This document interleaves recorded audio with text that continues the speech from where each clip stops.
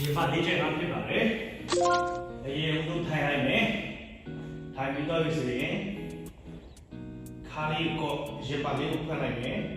ပြီးရင်ကိုယ့်ရဲ့မီးစည်းကိုရေပါလေးနဲ့တော်တော်လေးထောက်လိုက်မယ်အလေးလုံးကိုကိုယ့်ရဲ့ပခုံးနဲ့တက်တက်လေးကင်မယ်အလေးလုံးချတဲ့ဆံမှာချတဲ့အခါအတော်စက်လေးကိုလူလေးရှိုးရမယ်ပခုံးနဲ့အဖြောင်လေးထားပါနဲ့ပခုံး joint လေး injury ဖြစ်တတ်ပါတယ်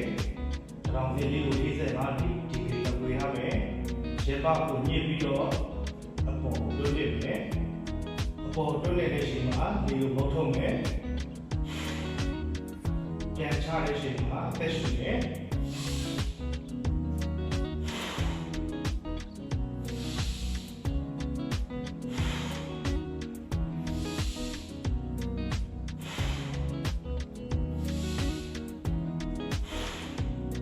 ဒီလေးချက်ကားကိုလည်းဆက်တဲ့ချိန်သုံးကြော့ဆော့ပါမယ်တကြော့ပြီးသွားလို့ရှိရင်စက်က30နားပါမယ်